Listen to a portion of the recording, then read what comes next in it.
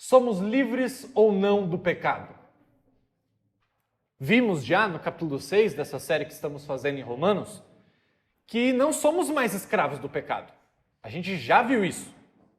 Mas então, preste atenção na pergunta: como explicar os nossos constantes pecados do dia a dia? Já vimos que não somos mais escravos do pecado, o pecado não nos domina, mas como explicamos então os pecados que eu e você cometemos durante essa semana? Isso é normal? Um cristão de verdade pode acabar servindo ao seu antigo senhor chamado pecado? Será que somos mesmo cristãos? Essa é uma pergunta muito boa de ser feita. Será que somos mesmo, já que Romanos 6 diz que não somos mais escravos desse pecado, mas se continuamos lutando contra o pecado, será que somos mesmo cristãos? Abra sua Bíblia em Romanos 7, nós responderemos essas perguntas a partir do texto bíblico. Agora, irmãos, vocês que conhecem a lei, não sabem que ela se aplica apenas enquanto a pessoa vive? Por exemplo, quando uma mulher se casa, a lei a une a seu marido enquanto ele estiver vivo. No entanto, se ele morrer, as leis do casamento já não se aplicarão à mulher. Portanto, enquanto o marido estiver vivo, se ela se casar com outro homem, cometerá adultério. Mas se o marido morrer, ela ficará livre dessa lei e não cometerá adultério ao se casar novamente. Assim, meus irmãos, vocês morreram para o poder da lei, quando morreram com Cristo, e agora estão unidos com aquele que foi ressuscitado dos mortos. Como resultado, podemos produzir uma colheita de boas obras para Deus. Quando éramos controlados pela natureza humana, desejos pecaminosos atuavam dentro de nós e a lei despertava esses desejos maus, que produziam uma colheita de obras pecaminosas, cujo resultado era a morte. Agora, porém, fomos libertos da lei, pois morremos para ela e já não estamos presos a seu poder. Podemos servir a Deus não da maneira antiga, obedecendo à letra da lei, mas da maneira nova, vivendo no Espírito.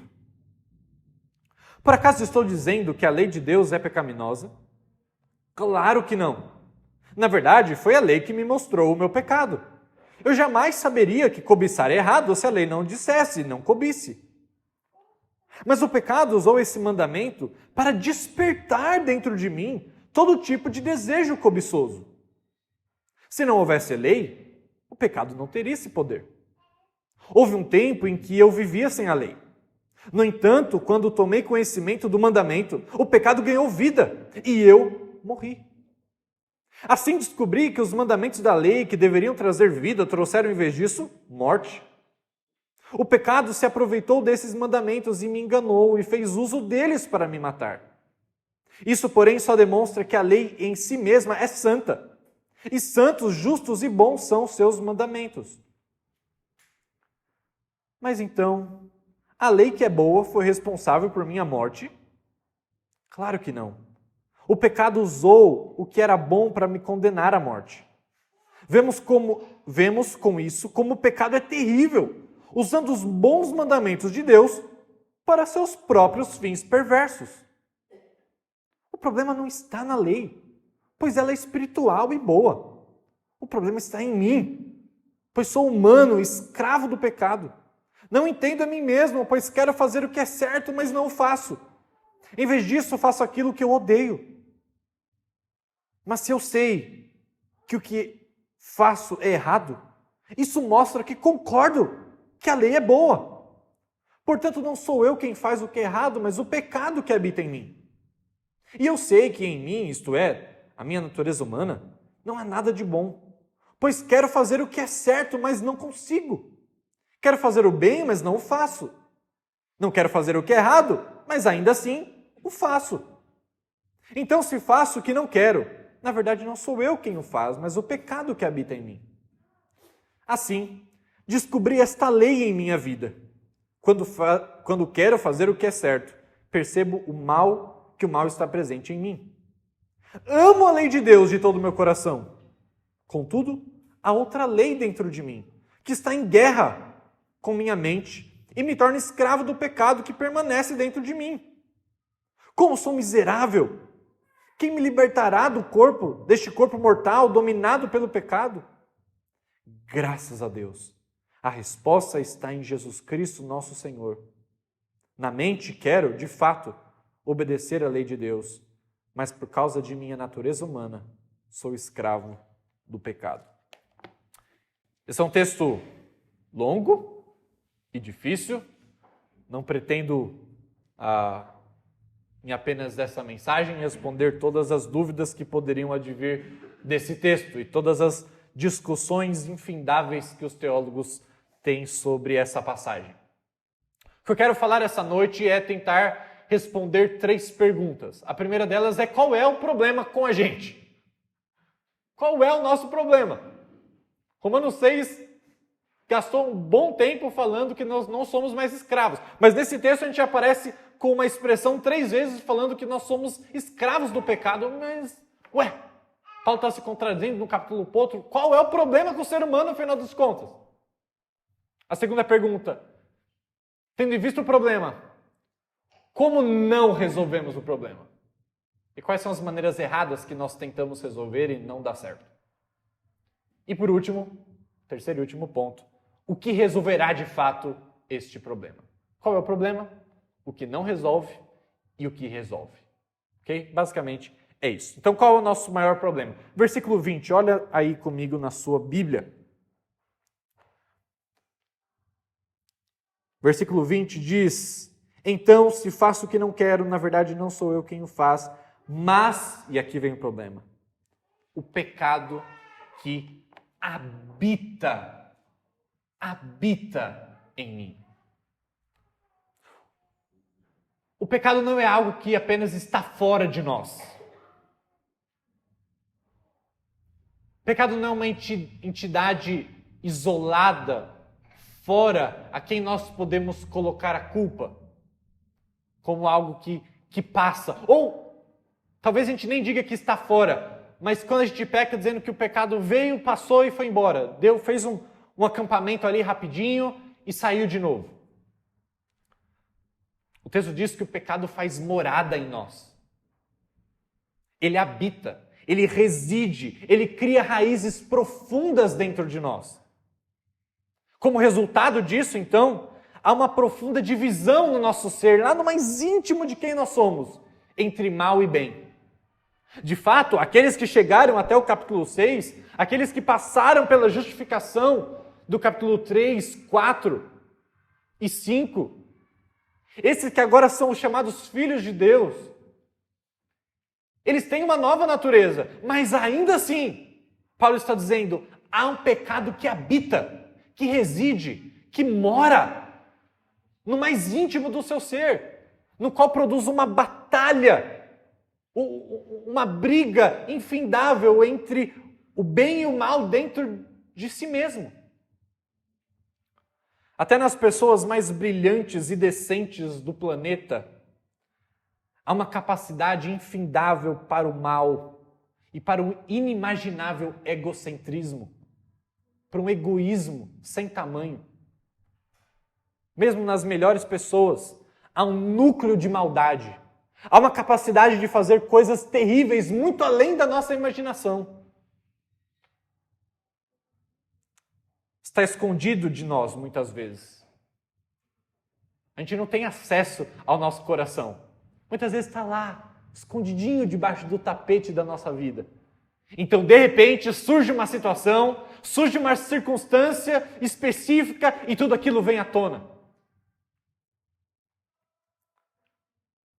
Há uma enorme, quase infinita capacidade de egocentrismo em nossos corações, obstinação, autoindulgência. Você acredita que a melhor pessoa desse planeta é capaz de tais horrores? O que estamos sendo ensinados nesse texto é que se nós fizermos uma avaliação adequada de nós mesmos, nós perceberemos que a nossa capacidade para o mal, a nossa compreensão da nossa capacidade para o mal é muito pequena. Porque a gente ainda não tem a dimensão exata do nosso coração, desse pecado que habita, que reside, que cria raízes profundas no nosso coração. Quem não compreende isso é muito ingênuo. Essa semana eu escutava uma música de um artista de rock indie americano chamado Sufjan Stevens. E tem uma música dele chamada John Wayne Gacy Jr., que é o nome de um serial killer que nos Estados Unidos matou 30 pessoas e escondeu debaixo do assoalho da sua casa. E essa música, ela vai retratando essa pessoa desde do seu pai, dizendo que ele era um alcoólatra, a sua mãe que chorava à noite, e ele vai dizendo quem que era esse rapaz, e a música vai contando o quão perverso, o quão maligno era esse cara que escondeu esses corpos debaixo do assoalho da sua casa. E aí então você pensa no decorrer da música inteira que é simplesmente uma crítica que esse autor está fazendo àquele serial killer. Mas no finalzinho, nas duas últimas linhas da música, o autor surpreende a todos nós ouvintes. E ele diz o seguinte: e no meu melhor comportamento, eu sou realmente igual a ele. E a última frase: olhe sob as tábuas do meu assoalho para os segredos que eu escondi. Ele está dizendo, esse assassino que todos estão julgando nas mídias, esse que matou 30 pessoas, escondeu debaixo do seu assoalho, esse na qual nessa música eu critiquei a música inteira, eu termino dizendo, no meu melhor comportamento eu sou realmente igual a ele. Você não acredita nisso? Olhe para debaixo das tábuas do meu assoalho para os segredos que estão escondidos ali dentro. Ele não estava dizendo que ele matou 30 homens. O que ele estava nos alertando é que o nosso coração é tão podre e tão sujo. Debaixo do nosso assoalho, debaixo do nosso tapete tem tanta sujeira que nós nem ao menos nos damos conta. Ele diz, olhe as tábuas do assoalho da minha vida e você verá a capacidade que eu tenho de fazer coisas terríveis. Deixa eu te perguntar, você realmente acredita nisso? Você conseguiria cantar essa parte da música? Você conseguiria dizer isso sobre si mesmo? Talvez a gente até diga, porque a gente espiritualiza demais as coisas.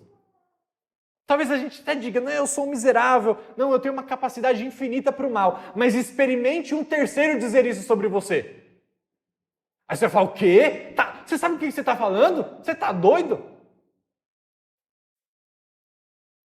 Se alguém ousar a dizer o que nós dizemos sobre nós mesmos nas nossas orações, nós perdemos a amizade para sempre. A gente ora, Deus, sou um miserável pecador, tem tanta maldade em mim que eu nem... Mas se alguém diz de nós, ou seja, será que a gente acredita mesmo? Será que a gente acredita na capacidade que a gente tem para o mal? Será que a gente acredita, como Paulo está dizendo aqui, que o pecado cria raízes profundas em nosso ser? Essa luta que Paulo está expressando aqui em Romanos 7 é uma luta de alguém que compreende o tamanho da influência que o pecado ainda gera sobre ele. O grande apóstolo Paulo. Em algum momento você vai encontrar alguma situação na sua vida em que essa situação vai te ajudar a mostrar o que estava lá dentro. Mostrar essas pessoas que você enterrou debaixo do assoalho da sua existência. Ok, esse é o problema. O pecado ainda reside. Ele não nos domina, não somos mais escravos. Essa mesma expressão que Paulo usa no capítulo 7 não é a mesma expressão que ele usa no capítulo 6, quando ele diz que não somos mais dominados e escravos do pecado. Ele está dizendo apenas dessa influência do pecado que ainda reside dentro de nós. É sobre isso que Paulo está dizendo aqui. Esse é o problema. Porque o pecado cria raízes profundas no nosso coração, esse é o nosso problema. Ainda. O que não vai resolver o problema? Agora é o segundo ponto dessa mensagem. O que não vai resolver o problema?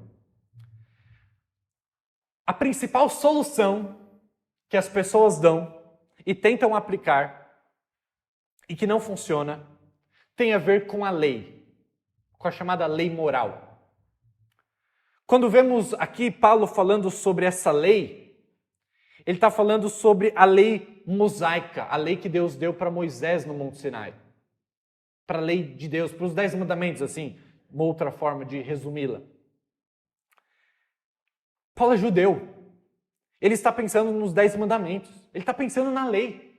Nós sabemos o que é. Na verdade, existe uma pesquisa muito interessante que compara várias religiões, né, de diferentes épocas, surgindo de diferentes lugares do mundo. Se você pegar o núcleo principal dos mandamentos em que cada religião tem, é muito parecido. Basicamente, os 10 mandamentos, de alguma forma, parecem quase todas as outras religiões. Ou seja, o ser humano sabe o que é essa lei moral. O ser humano sabe.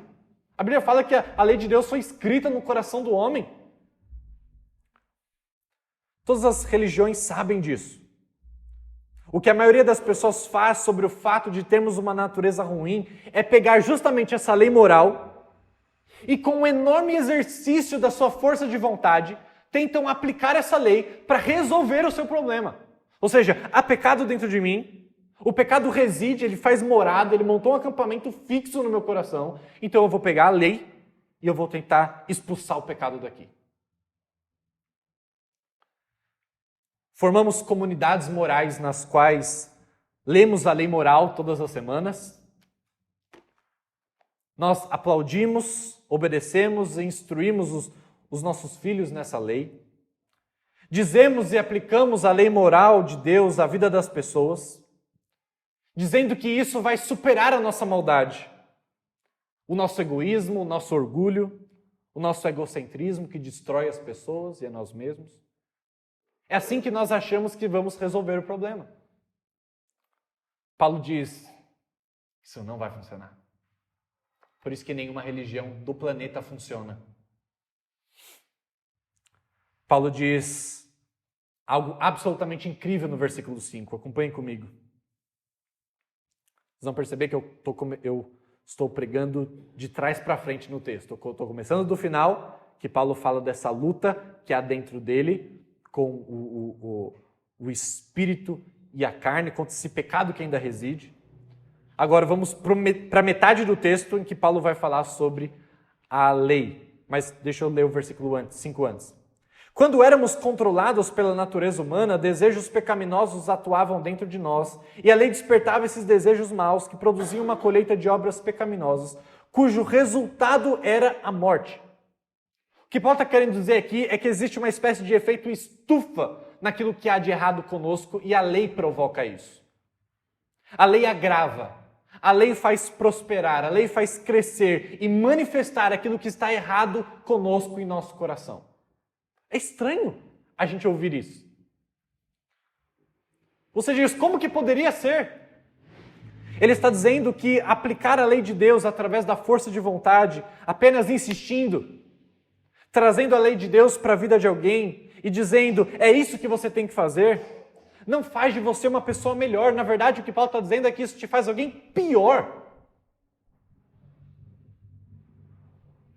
Isso traz à tona, agrava o que há de errado conosco. Quer ver um exemplo interessante do como isso acontece? Santo Agostinho, do século IV, grande, proeminente teólogo do cristianismo, escreveu no seu livro mais famoso, As Confissões, de Santo Agostinho, sobre um incidente na sua juventude na qual ele invade um pomar e ele rouba algumas peras de uma árvore. Mais tarde, ele refletindo sobre esse evento, ele disse assim, peraí, por que eu roubei as peras? 1, eu nem estava com fome. 2, eu nem gosto de pera. Eu peguei as peras e eu joguei aos porcos. Por que eu roubei as peras? Agostinho está refletindo. A resposta era, eu roubei as peras porque alguém me disse que elas eram proibidas. Não lembra muito o pecado de Adão e Eva? Tinha fruto em todo o jardim. Todo o jardim tinha fruto. Mas eles quiseram da única árvore que não podiam comer, porque era proibido. Agostinho fala, eu estou experimentando a mesma coisa. Eu roubei sem gostar, eu roubei sem fome, mas eu roubei porque era proibido. Existia uma lei. Em outras palavras, não tomarás essas peras. E Agostinho diz, até que alguém me dissesse, você não deve, eu não tinha interesse nas peras. Mas quando me disseram, não as pegue, então eu as peguei. E eu as queria. No fundo do coração há um aspecto da nossa maldade, do nosso egocentrismo, que diz, ninguém me diz como viver. Ninguém me diz que peras eu posso pegar. Ninguém me diz que fruto eu posso comer. Há muitas pessoas andando por aí dizendo o tempo todo, ninguém me diz como viver a minha vida. Inclusive cristãos dizendo isso. Muitos de nós somos muito legais. Mas lá no fundo há uma parte dos nossos corações que absolutamente odeia que lhe digam como viver. Isso é parte do que está errado conosco. E quando você traz a lei moral a uma criança ou a um adulto, em vez de resolver o problema, você agrava o problema. Porque as pessoas fazem coisas porque são proibidas de fazer. É isso que Paulo diz. Mas como a lei agrava o que está errado conosco? No versículo 8 e 9 desse texto, Paulo realmente nos dá um pequeno esboço autobiográfico de como ele passou de um religioso, de um fariseu legalista, para um cristão. E não é um esboço fácil de entender. Ele diz, eu estava vivo fora da lei. Mas então veio um dos 10 mandamentos, não cobiçarás. E ele veio e me matou. O que será que isso significa? Paulo está dizendo o seguinte, quando ele olhou para a sua vida, ele era um fariseu, ele era uma pessoa muito boa, ele era uma pessoa religiosa, e ele sentiu, bom, eu estou me esforçando, eu estou espiritualmente vivo, eu sou uma pessoa muito boa, eu tenho uma chance real de ser salvo, de ser aceito por Deus. E a razão pela qual Paulo se sentia vivo e como uma pessoa boa era porque ele olhava para a lei de Deus da mesma forma que a maioria de nós. E ele entendia que esse era o caminho. Ou seja, ele leu os 10 mandamentos apenas em termos de comportamento externo. Ele apenas olhou que não matar era não tirar a vida de alguém. Ok, eu nunca matei. Quer dizer, não alguém muito importante, né, para Paulo. Porque a gente sabia que ele era culpado de alguns assassinatos aí. Mas, conforme a lista dos 10 mandamentos evoluía, Paulo foi obrigado a passar pelo 10º mandamento. Até o 9º, de certa forma, você consegue olhar para a lei como apenas um aspecto externo, para pecado apenas como algo que você faz com as mãos. Mas no 10º não dá. O 10º mandamento diz, não cobiçarás. Paulo podia dizer, eu não me curvo a uma estátua, eu honro meus pais, eu não mato ninguém, ou pelo menos não tão importante. Mas quando ele chega no 10º mandamento, o 10º mandamento não fala de comportamento. O 10º mandamento fala de motivações, fala do coração, fala de intenções. E isso pegou o apóstolo Paulo. É sobre motivação, cobiçarás. Você sabe o que está debaixo do assoalho, para usar a mesma terminologia aqui do músico? O que está debaixo do assoalho do não cobiçar significa contentamento. Esse é um problema, porque já não é um aspecto externo, é um aspecto interno, motivação. O que a lei estava exigindo no 10º mandamento é puro contentamento. É, de outras palavras, amar a Deus o suficiente para estar contente e satisfeito com tudo que Deus é para você. E isso pega. Ele percebeu o significado do mandamento. Se você realmente ama a Deus, se você realmente descansa em Deus, se você realmente tem a Deus, o mandamento é ame a Deus o suficiente para estar contente e satisfeito. Quando ele olhou para dentro do seu coração e ele viu toda a cobiça que tinha lá dentro, aí ele diz, isso me matou. Eu achei que eu estava certo. Eu achei que eu cumpria toda a lei. Lá em Filipenses ele fala isso. Eu era irrepreensível quanto à lei. Mas ele diz aqui em Romanos 7, e aí quando veio a cobiça, me matou. Ele estava dizendo, eu percebi que estava tão morto espiritualmente quanto as pessoas sem lei. por baixo de toda a minha moralidade, por baixo de toda a minha bondade, por baixo de todo o assoalho bonito da minha existência, percebi que a lei estava criando um monstro dentro de mim. Estava criando todo tipo de insegurança, todo tipo de problema, criando toda essa raiva, toda essa inveja. Perceba, nem eu, e muito menos Paulo, está dizendo que a lei é o problema, que a lei é a culpada. É claro que não. Paulo diz isso várias vezes no texto que não. A lei é boa, é espiritual. O pecado é o assassino, mas a arma que o pecado usa se chama lei.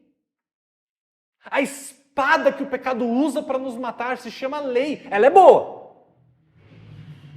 Mas na mão de um assassino como um pecado, ela nos faz extremamente mal. A lei é boa para mostrar o pecado, mas não para nos livrar dele. Na verdade, ela nos torna pessoas piores se tentarmos viver por ela. Estranho isso, né? Eu acho que quem representou muito bem isso foi o John Bunyan, no Peregrino. Livro muito conhecido, em que ele diz o seguinte: tinha um cristão nessa história, e o cristão, em algum momento, ele fica na casa do intérprete, de um homem chamado intérprete. E ele está com a vassoura da lei. E de uma maneira muito interessante, essa vassoura ela levanta a poeira do pecado, mas de forma alguma ela consegue eliminar a poeira. Eu achei uma ótima ilustração. A vassoura da lei, ela consegue levantar a poeira do pecado, aquilo que estava lá escondidinho, entremeado no tapete, quando passa a vassoura, sobe, mas ela não elimina. O pó continua ali, a poeira do pecado continua ali. É isso que a lei faz. A lei realça, a lei manifesta, a lei avulta a nossa maldade, mas ela não resolve o problema. Ela foi criada para isso. Paulo diz que a lei faz um ótimo papel de mostrar o que há de errado conosco, mas ela não é o caminho para resolver o problema. Não é. Ela nos torna pessoas piores. Ou você acha que quem matou Jesus foram os pecadores que estavam se arrependendo? Não, foram os religiosos que decoravam toda a lei. Existem duas formas erradas de resolver o problema. Uma delas é: temo que Deus vá me pegar, então é melhor eu ser muito bom. Essa é a forma da lei. Eu ser muito bom, só que isso vai te fazer se tornar um fariseu hipócrita, um religioso terrível que ninguém aguenta ficar perto. A lei não funciona. Uma versão imoral disso, uma versão de filho mais novo. Eu tenho medo de que Deus me oprima. Então, eu vou viver do jeito que eu quero viver. Ao invés de ter alguém me mandando fazer o que eu quero viver apenas o que eu quero. A segunda maneira de lidar com o problema é escolher ser muito ruim e quebrar todas as regras. Mas, obviamente, que isso também não funciona. São duas maneiras, no final das contas, de tentar conquistar a própria salvação, de ser o seu próprio salvador. Uma delas é dizer: eu vou viver a minha própria vida, ninguém me diz como eu vou viver, então você está sendo o próprio Deus. Mas outra maneira mais comum entre os religiosos é: eu vou ser tão bom que Deus vai ter que me abençoar, que Deus vai ter que me levar para o céu. Você está sendo o seu próprio salvador. Você não precisa de Cristo se você tem a lei. Isso significa que você não pode lidar com a sua maldade sozinho. Não pode lidar com ela com a lei. Você não lida com a lei sem que ela piore você. Você não lida com a lei com um ato da sua vontade. Você precisa de uma transformação completa dos motivos do seu coração. Ou, segundo Paulo está dizendo aqui, você está morto. Veio a cobiça, me mostrou meu coração, então eu morri. Ok, isso não vai resolver o problema, mas o que raios que vai resolver esse problema conosco?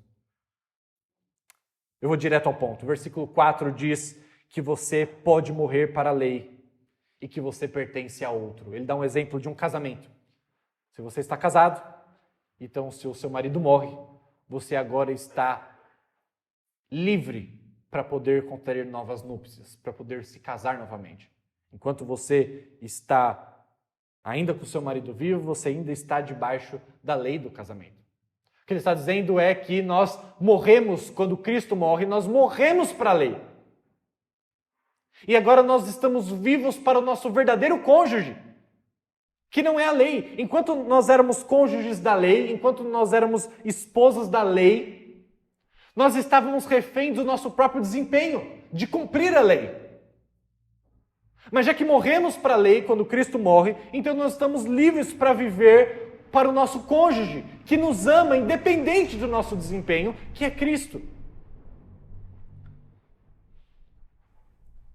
Você precisa ter o rosto de uma outra pessoa para descobrir quem você realmente é. E essa pessoa não é a lei, mas é Cristo, que morreu e, de acordo com o versículo 4, para a lei.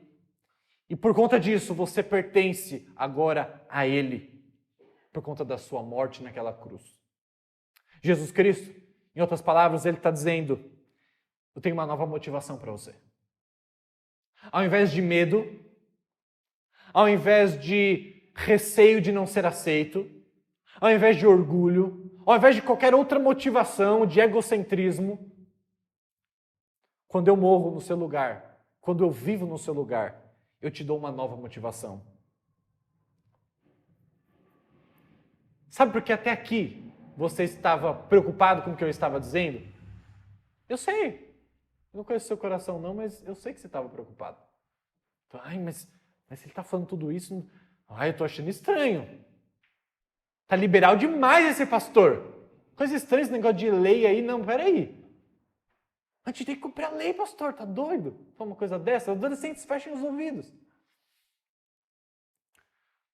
O que Jesus está falando não é para viver uma vida em pecado. O que Paulo está falando não é isso. O que Jesus nos conquista é uma nova motivação. E a motivação agora é gratidão. A motivação agora é segurança. A motivação agora é amor. E não é medo de um castigo. Não é pavor de não ser aceito. Não é uma busca incessante e infeliz para mostrar o seu próprio desempenho e se convencer dele e fechar os olhos para os seus pecados. Não é esse o caminho. Jesus nos dá uma nova motivação. É a única coisa que pode resolver o problema do pecado em nosso coração. Alegria, segurança e amor. Diga a verdade, Jesus está dizendo, então você vai se parecer comigo. Faça isso por gratidão, não porque você tem medo de ser condenado. Agora não há condenação para aqueles que estão em Cristo, não é como Paulo termina esse texto? Não há mais condenação. Para que ter medo? Por isso, aí sim, a gente vai ver aplicações como diga a verdade, dê o seu dinheiro aos pobres, faça isso por alegria, por gratidão e não por medo, e não para receber, trocar. Deus, eu estou tirando isso, mas me dá aquilo outro. Barganhando com Deus. Essa é a única motivação que não vai te levar ao chão. Deixe o amor de Jesus reconfigurar completamente as estruturas motivacionais do seu coração. Mas eu sei, alguém poderia dizer, ai pastor, mas se eu pensasse que eu fui salvo totalmente pela graça e que eu não pudesse ser rejeitado mais por Deus, então, pastor, eu perderia todo incentivo para viver uma vida de santidade. Pastor, não fale isso para as pessoas.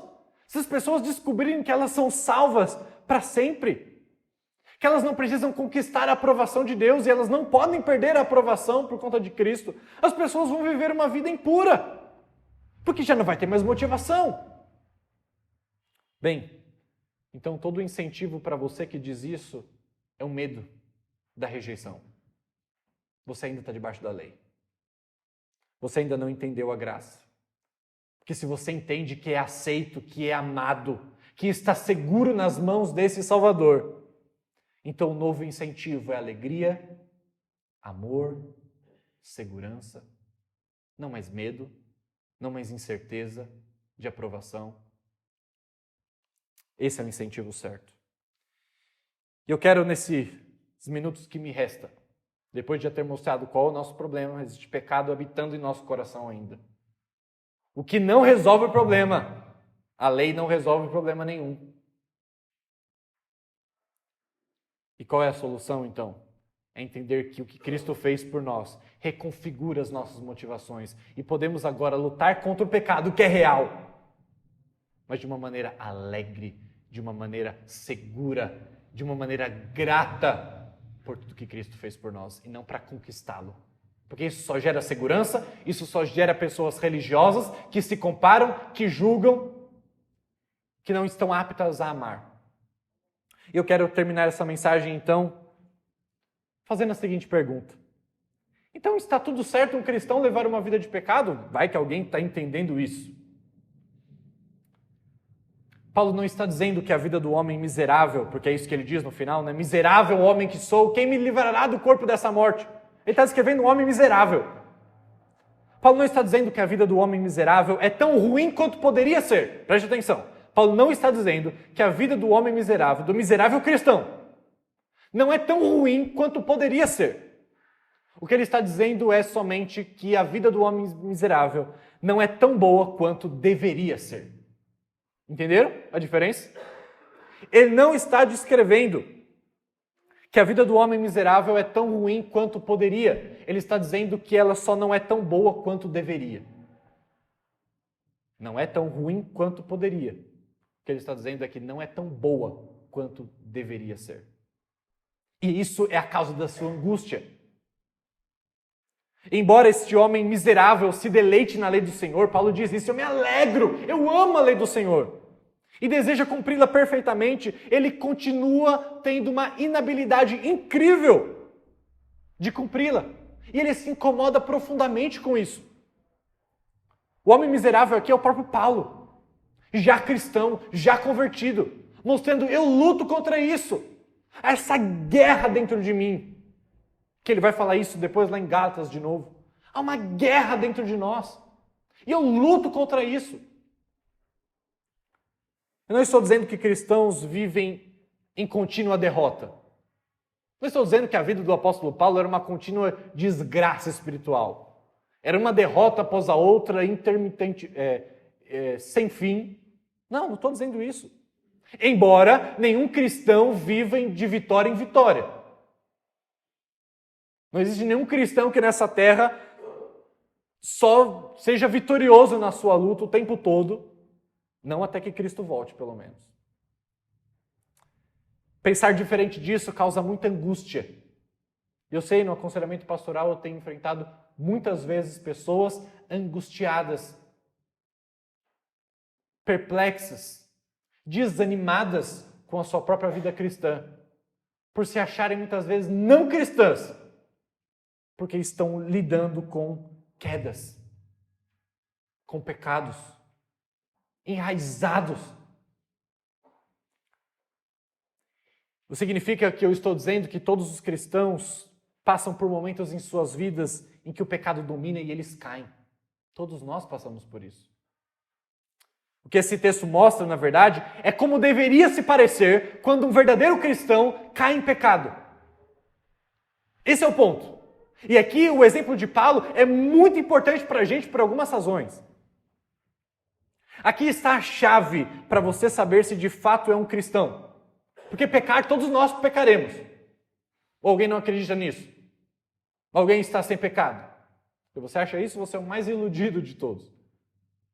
Mas então, se todos pecamos, então qual é a chave para saber se de fato eu sou um cristão? E aqui Paulo vai mostrar o que deveria se parecer um cristão quando peca. Olha só, eu poderia falar mais coisas, mas eu quero apenas dar 3 destaques aqui. Versículo 22, Paulo diz, eu amo a lei de Deus de todo o meu coração. Ele está infringindo a lei. Ele está cobiçando. Ele está quebrando a lei. Mas ele diz, eu amo a lei de Deus de todo o meu coração. A primeira coisa que eu quero que você que está enfrentando essa batalha de saber, será que eu sou um cristão? Eu estou lutando com esse pecado há tanto tempo. Olhe para o seu coração e veja se você consegue dizer com o apóstolo Paulo, eu amo a lei de Deus de todo o meu coração. Alguém puramente carnal não ama desse jeito. Quando você pecar, e você de fato é um cristão, diga, eu amo a lei de Deus de todo o meu coração. Eu acabei de cair nessa desgraça desse pecado, mas eu amo a lei de Deus. Relembre a si mesmo disso. Eu amo a lei de Deus. Em segundo lugar, versículo 15, Paulo fala que ele fazia aquilo que ele odiava.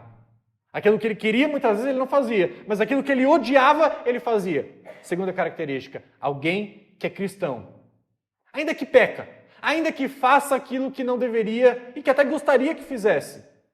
Mas a segunda característica é que ele odeia o pecado. Ele cai. Ele odeia o lamaçal que de vez em quando ele mete o pé lá dentro. Mas ele odeia. Olhe para a sua vida, o quanto você odeia o pecado. Às vezes, porque nós somos seres com essa batalha, o pecado que nós odiamos, nós vamos cair nele. Mas nós odiamos. É igual aquela ilustração da ovelha e do bode. Nós éramos bodes, Deus nos transformou em ovelhas. Bode não, porco. Nós éramos porcos, Deus nos transformou em ovelhas. Lugar de porco é no chiqueiro, lugar da ovelha é no pasto. Mas é muito possível que ovelhas de vez em quando se enlameiem no chiqueiro. Mas elas não amam estar ali. Não é o lugar delas. O lugar de ovelhas não é no chiqueiro. Quando você estiver pecando, olhe para o seu coração e analise. Eu odeio o pecado. Eu odeio isso que saiu da minha boca. Eca, que nojento. Aqui cabe aquela velha ênfase que eu dou. Rir do pecado é muito perigoso. Porque pode demonstrar que nós não odiamos. Aqui eu estou falando não só de piadas obscenas, eu estou falando de qualquer pecado que a gente costuma tratar com leviandade, com risos. Não é essa a marca de um cristão. Um cristão ele pode cair no pecado. Paulo está dizendo aqui, confessando os seus. Mas ele diz, eu odeio o que eu faço. Eu odeio. Odiar significa fazer guerra e não brincar. Odiar o pecado não é perguntar até onde eu posso ir no namoro. Não, isso não é odiar o pecado. Você está querendo saber a linha limite para saber onde você pode ficar o máximo mais próximo do pecado? Não, é o mais longe. Quem odeia o pecado não brinca. Mas tem uma terceira característica. Paulo termina dizendo, eu sou um miserável. Quem me livrará do domínio do corpo mortal desse pecado? Que miserável homem que sou, quem me libertará no futuro? Ele não está falando do passado, ele não está falando de uma experiência pré-conversão. Ele está falando, eu, Paulo, aqui escrevendo Romanos, que miserável homem que eu sou. Quem vai me livrar disso? Essa não é a voz do incrédulo, essa é a voz do cristão. É a voz do cristão clamando a Jesus, Jesus, termine a sua obra. Eu estou cansado de lidar com esse corpo mortal. É a voz do cristão que está dizendo, eu estou cansado de lidar com o vício. Eu estou cansado de lidar com a mentira. Eu estou cansado de lidar com a idolatria do dinheiro. Eu estou cansado de lidar com a ingratidão. Eu estou cansado de lidar com me pegando, falando mal dos outros de novo e de novo. Eu estou cansado de não conseguir controlar a minha língua. Eu estou cansado de ceder à pornografia. Eu estou cansado de lidar com a homossexualidade. É a voz de um cristão dizendo, Deus, eu estou cansado. Quem me livrará do corpo dessa morte? Desse pecado que ainda reside? Oh, meu Deus, como eu gostaria de ser liberto. É isso que Paulo está dizendo. Paulo disse lá em 1 Coríntios 9, versículo 27, para quem não acredita que essa é uma exclamação de um verdadeiro cristão. 1 Coríntios 9, 27, Paulo diz, eu esmurro o meu corpo e reduzo a escravidão, para que, tendo pregado a outros, não venha eu mesmo ser desqualificado. Você pensa que Paulo achava isso engraçado? Você pensa que Paulo achava essa luta bem bonitinha? Não, ele se angustiava, ele diz, quem me livrará do corpo dessa morte? Um cristão quer ser perfeito nesse mundo, mas ele não vai ser, até que Cristo volte. Isso nos angustia. E isso faz com que nós oremos, Jesus, volta, termina a sua obra. Eu quero terminar apenas lendo um trecho que eu encontrei de uma pregação do John Piper, um pastor batista atual, que sobre esse texto ele comentou algo que eu nunca tinha pensado. Geralmente nesse texto, quando as pessoas pregam sobre ele, a gente tem um medinho de falar, mas será que essa pregação não pode produzir pessoas que vão chutar o balde?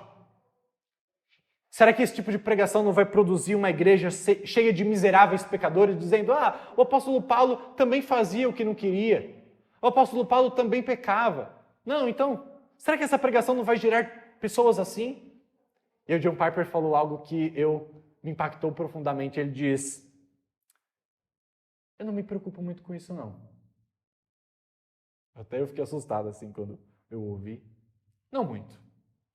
Ele diz, eu estou mais preocupado em não produzir uma igreja cheia de sorrisos falsos, hipócritas e mentirosos. É com isso que eu estou preocupado. Nas palavras do próprio Piper, pessoas que em seus pequenos grupos parecem que não têm problemas reais. Pessoas que não querem parecer desagradáveis ou nojentas. Pessoas que não querem parecer que têm pensamentos de luxúria, de lascívia.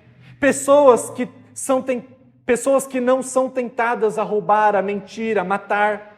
Pessoas que querem se parecer assim. Pessoas que, por se dizerem cristãs, não podem se achar lutando contra essas coisas. É disso que eu tenho medo, o John Piper fala. É com esse tipo de igreja que me preocupo.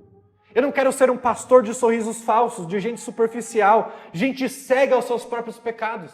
Eu prefiro lidar com adolescentes que choram na minha sala e que me dizem, eu sou um perverso. Eu sou um miserável pecador. Mas o Piper diz, eu não quero uma igreja de sorrisos falsos. Porque sabe o que isso produz? E ele diz, produz gente hipócrita, gente profissional em julgar, gente hipercrítica. Eu prefiro ouvir de gente dizendo, eu sou um miserável, quem me livrará de mim mesmo? Deixa eu fazer essa aplicação para você. Se você não se sente miserável com frequência, suficiente para te levar de volta à cruz, suficiente para te levar de volta a Romanos capítulo 3, 4 e 5, que fala da justificação pela fé. Se você não se move no ritmo do quebrantamento do evangelho com frequência, sabe o que acontece? Você azucrina todo mundo. Olha como ela se veste. Olha como ele prende o cabelo. Olha o que eles estão fazendo com seus filhos. Olha isso, olha aquilo. Você azucrina. Paulo escreveu o capítulo inteiro de Romanos para pessoas assim. É o capítulo 2. Eu não quero ser orgulhoso desse jeito.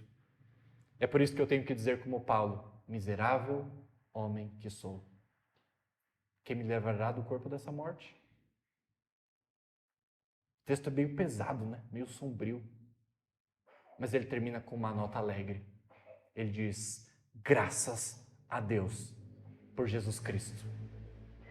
Por meio dele nós morremos para o nosso antigo cônjuge, a lei. E agora nós olhamos para o nosso verdadeiro marido, em que ele nos olha e diz, eu amo você e morri por você numa cruz. Já não há mais condenação para aqueles que estão em Cristo. Vamos orar.